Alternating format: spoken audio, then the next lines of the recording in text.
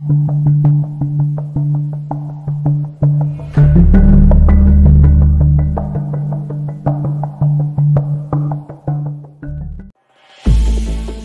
जमीन दलदली थी, सबसे ज्यादा खतरा सांपों का था। मैं दलदली किनारे से निकलकर ऊपर सूखी जगह पहुंच गया, जहां नारियल के झुंड दूर तक चले गए थे। मैं खुश्क जमीन पर बैठ गया और लंबे लंबे सांस लेने लगे। मैं थक कर चूर हो गया था, लेकिन जान बच जाने पर खुदाबंदे करीम का शुक्र अदा कर रहा था। सूरज निकलने से पहले की काफूरी रोशनी में मैंने निगाह दौड़ाकर इधर उधर देखा। ये गैर आबाद और वीरान इलाका था। मैं उठकर दरिया के किनारे किनारे चलने लगा। चलते चलते सुबह हो गई, सूरज निकल आया। आगे मुझे कुछ फासले पर दरिया के किनारे माहीगीरों की कश्तियां बंधी हुई नजर आई। यहाँ दरख्तों के नीचे कुछ झोपड़ियां भी थी। मैं किनारे से उतरकर इस रुख पर चलने लगा कि इन झोपड़ी से कुछ फासले से होकर गुजर जाऊं। यहाँ जमीन कहीं रेतली थी और कहीं सूखी, जंगली घास उगी हुई थी। मैं माहीगीरों की झोपड़ी को पीछे छोड़ता हुआ काफी आगे निकला। आगे फिर नाड़ और नारियल के दरख्त शुरू हो गए। मेरे गीले कपड़े अब सूख गए थे। चलने से जूतों में रेत भर गई थी। एक जगह मैंने स्याह नाग देखा। वो फन उठाए एक डेडी के पास फंकारे मार रहा था।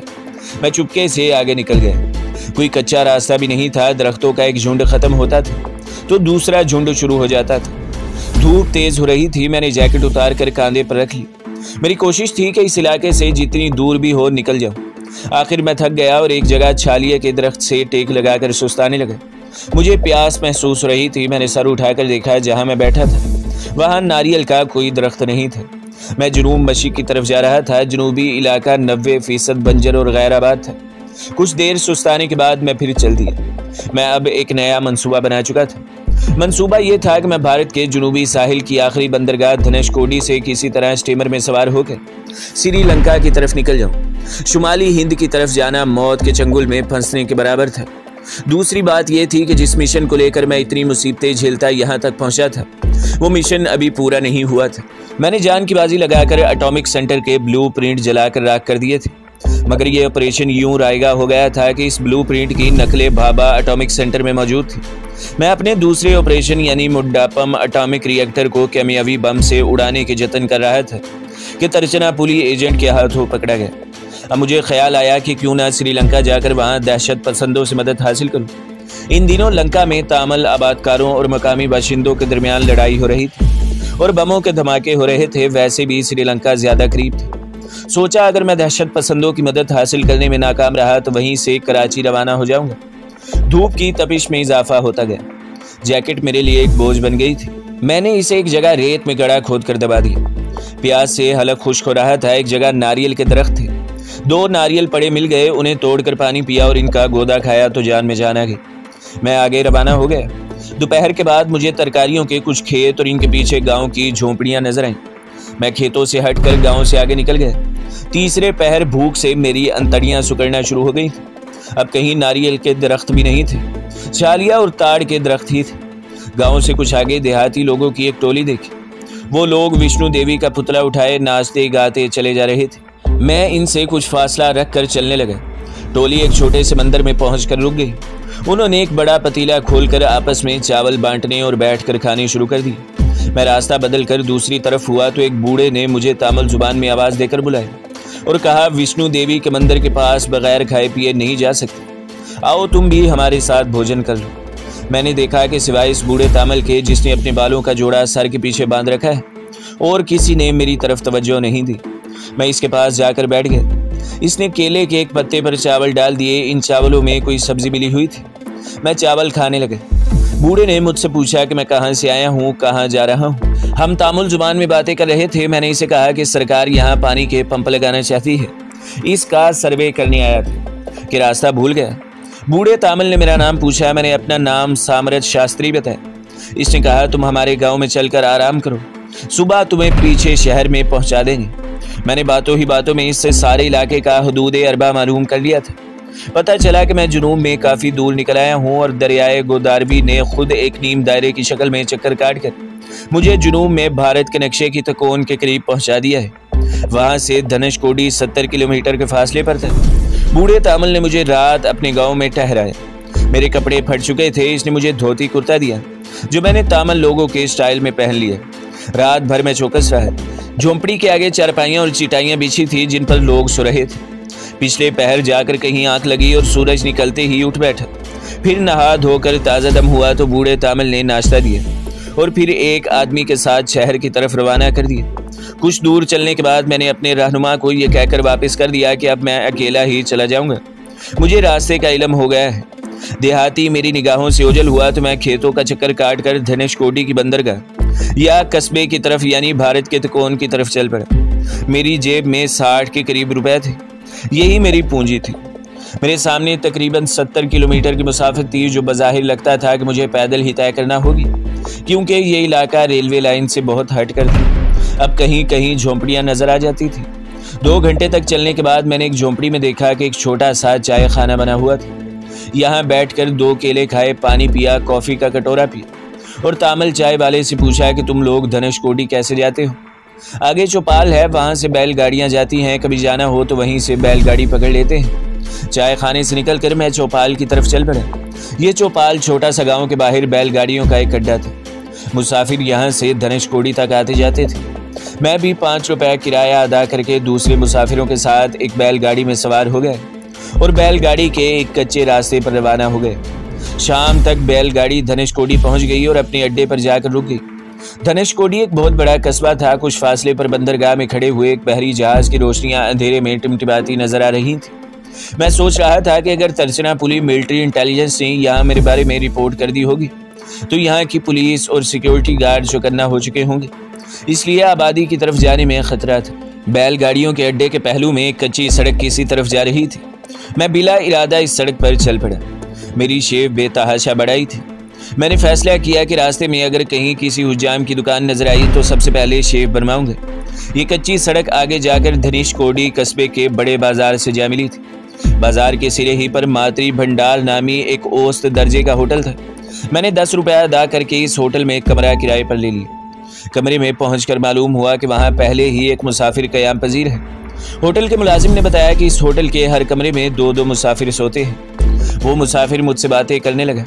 मालूम हुआ कि वो व्यापारी है और चीनी की कुछ बोरियां जहाज पर चढ़ाने आया है। इसने बताया कि हर रोज शाम को धनेशकोडी से एक बड़ा स्टीमर श्रीलंका जाया करता था, लेकिन हालात खराब होने की वजह से ये स्टीमर सर्विस बंद हो गई है। तो तुम अपना माल कैसे ले जाओगे? मैंने पूछा। स्मगल करूंगा, इसने मुस्कुराकर बताया। मैंने चंद लम्हे सोचने के बाद कहा, क्या तुम मुझे भी श्रीलंका स्मगल करा दोगे? मैं बेकार हूँ, यहाँ कोई काम नहीं मिलता, सोचता हूँ कोलंबो जाकर किस्मत आजमाऊं, लेकिन इसके लिए तो पैसे लगते हैं, कम से कम 1000 रुपया। इससे कम पर वो तैयार नहीं होगा। मैंने खुद इसे 6 बोरियों का 1000 रुपया दिया है। मेरे पास तो सिर्फ 25-30 रुपए हैं। मैंने मायूसी से कहा। देख भजन जी, इसने तंजिया अंदाज में कहकहा लगाया, फिर यहीं किसी मंदिर में बैठकर राम राम करो, शराब तो मिल ही जाएगा। यहाँ आकर ये एक नया मसला पैदा हो गया था। अब 1000 रुपए कहाँ से लाऊं? कहीं नौकरी करके रकम जमा करने बैठता तो कम से कम 5-6 महीने तो ज़रूर लग जाते, जबकि मुझे यहाँ हर पल अपने पकड़ लिए जाने का खतरा था।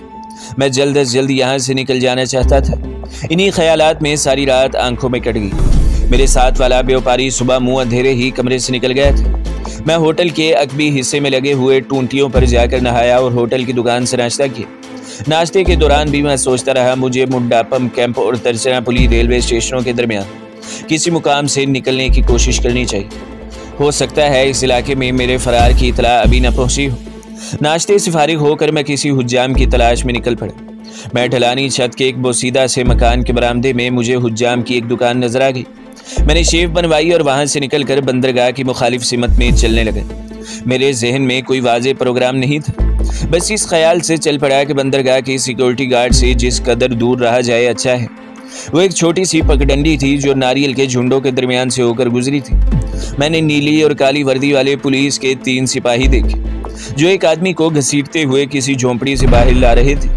मैं जल्दी से करीबी झुंड में छुप गया। सिपाही इस आदमी को लिए हुए धनेशकोडी की आबादी की तरफ चले गए और मैं झुंड से निकलकर मोहतात अंदाज में आगे बढ़ने लगा। कुछ दूर चलने के बाद मैंने महसूस किया कि मैं इसी रास्ते पर सफ़र कर रहा हूँ जिस रास्ते से बैलगाड़ी में सवार होकर आया था। थोड़ी देर बाद मुझे धनेशकोडी से आती हुई एक बैलगाड़ी मिल गई।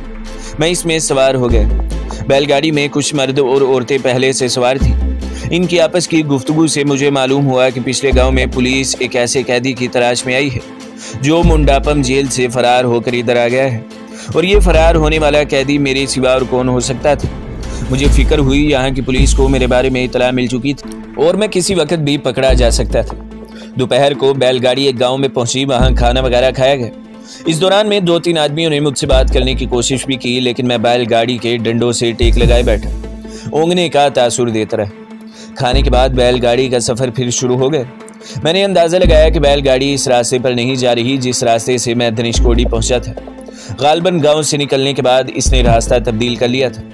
अब इसका रुख केराला के मगरिब की जानिब था और ये बात मेरे हक में थी।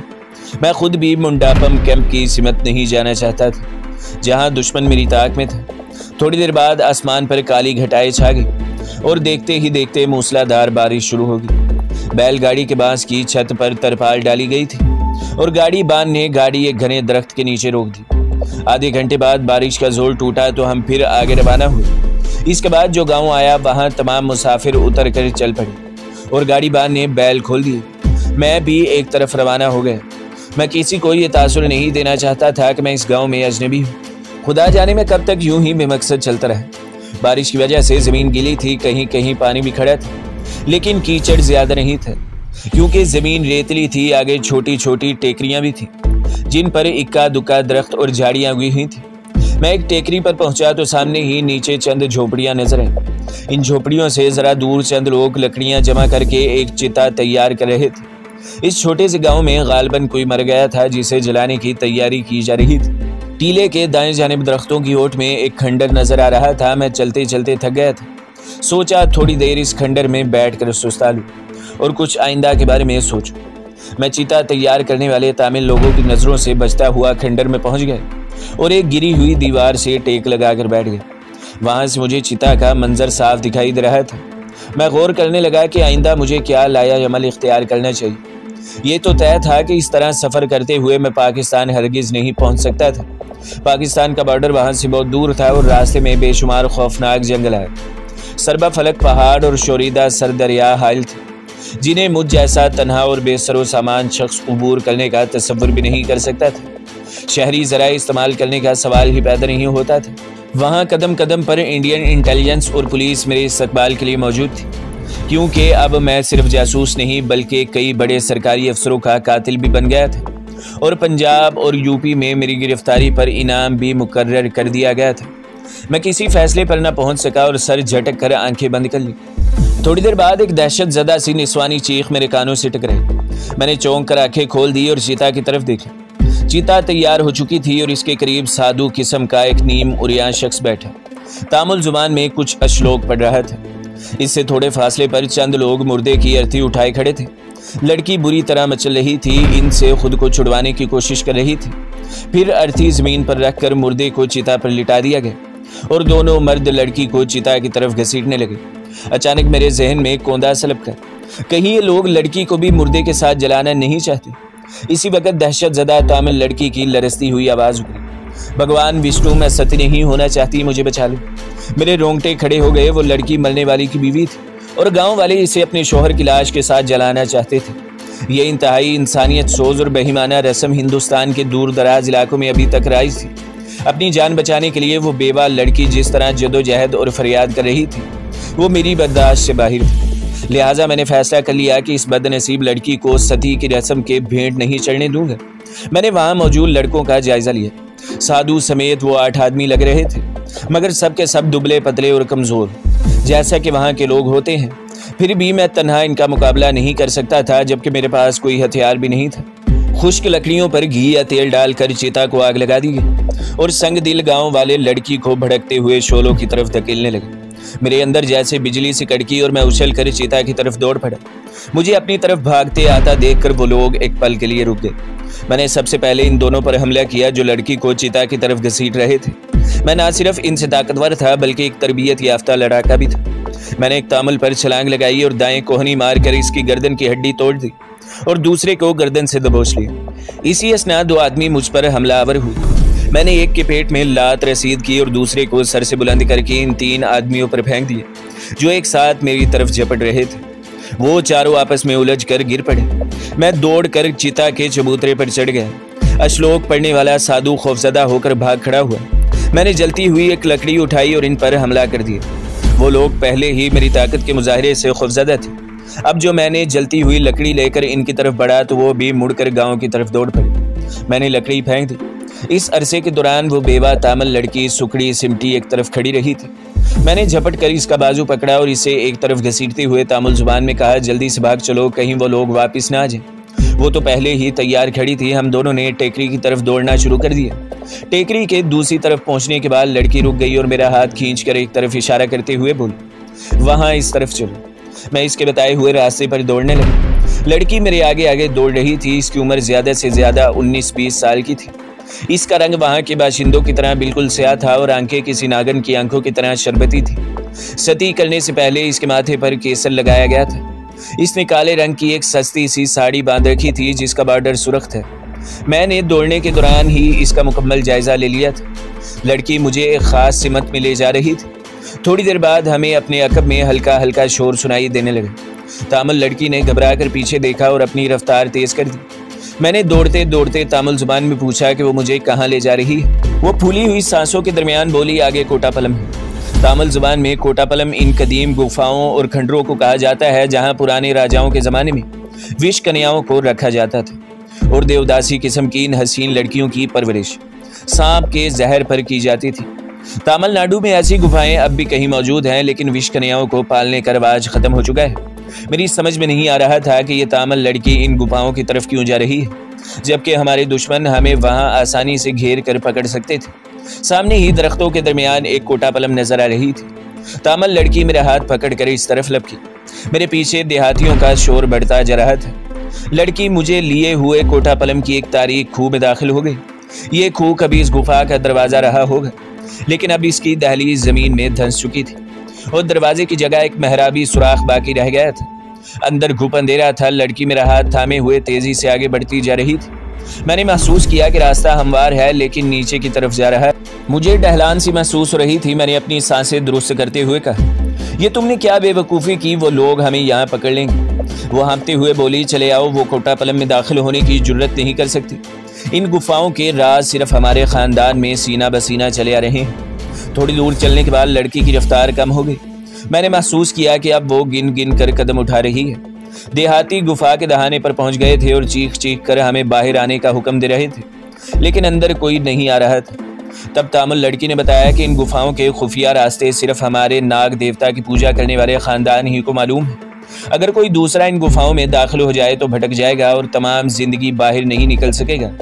गांव के लोग दहाने ही पर खड़े धमकियां दे रहे थे कि बाहर निकल आओ, वरना गुफा में आग लगाकर धुआं भर दिया जाएगा। तामल लड़की बराबर गिन गिन कर कदम उठा रही थी और मैं इसका हाथ थामे इसके पीछे पीछे चला जा रहा था। एक जगह वो रुक गई और मुड़कर गार की दीवार की जानिब 3 कदम चली। इसने मुड़कर मेरी तरफ देखा। एक तो इसका स्याह रंग, ऊपर से स्याह साड़ी। इसका पूरा वजूद तारीकी का एक हिस्सा बन गया था, लेकिन इसकी नागन की तरह चमकती आंखें मुझे नजर आ रही थी। इसने सरगोशी में कहा, यहाँ कहीं खुफिया रास्ता मौजूद है। इस अंधेरे में इसकी सरगोशी भी मुझे नागन की फुंकार की तरह सुनाई दी। अचानक मुझे धुएं की बू महसूस हुई। उन्होंने गार के दहाने पर आग जला दी थी और गार में धुआं भरना शुरू हो गया था। तामुल लड़की ने अपना हाथ छुड़ा लिया और झुककर कुछ टटोलने लगी। फिर चंद लम्हे बाद वो बोली, यहाँ जोर लगाओ, ये पत्थर उठाओ, इसके नीचे खुफिया रास्ता है। इसने मेरा हाथ पकड़कर एक पत्थर पर रख दिया। मैंने दोनों हाथों से टटोल कर पत्थर पर अपनी गिरफ्त मजबूत की और जोर लगाने लगा। गार में धुआं भरता जा रहा था और वो खांसने लगी थी। मैंने पूरा जोर सर्फ करके पत्थर को बाहर खींच लिया। इसके साथ ही मुझे ताज़ा हवा का एहसास हुआ। वो खुश होकर बोली, इसके आसपास जितने पत्थर हैं सब बाहर निकाल लो, जल्दी करो। मैंने थोड़ी सी कोशिश करने के बाद 2-4 बड़े बड़े पत्थर हटा दिए। इसने एक बार फिर मेरा हाथ पकड़ा और पत्थरों से निकलने से पैदा होने वाले खिला में उतर गई। मैंने भी इसकी तकलीद की। मेरे पैर संगी सीढ़ियों से टकराए थे। सीढ़ियाँ उतरने के बाद हम आगे बढ़ने लगे। ये भी एक गार थी और यहाँ हवा भी ताजगी का एहसास हो रहा था। हम तारीकी में तेज तेज चलते रहे। इस सुरंग में कई मोड़ थे। एक मोड़ पर घूमते हुए हल्की हल्की रोशनी का एहसास हुआ और जब दूसरा मोड़ घूमे तो रोशनी ने मुलगजे से उजाले की सूरत इख्तियार कर ली। तामुल लड़की अब मुझे साफ नजर आने लगी थी। ये रोशनी सुरंग की छत में बने हुए एक सुराख से आ रही थी। फिर ऐसे कई रोशन सुराख आए और गुजर गए। इस अंधेरे और उजाले के दरमियान हमारा सफर जारी रहा। लड़की बेतुकान चली जा रही थी और मैं इसके पीछे पीछे खुद को घसीट रहा था। यह सफर इख्तिताम को पहुंचा। एक जगह सुरंग खत्म हो गई और वहां से चंद जीने ऊपर बने हुए थे। हम जीने तय करके सुराख से बाहर आ गए। मैंने गिरदो पेश का जायजा लिया। वो खंडर था जो किसी जमाने में मंदिर रहा होगा।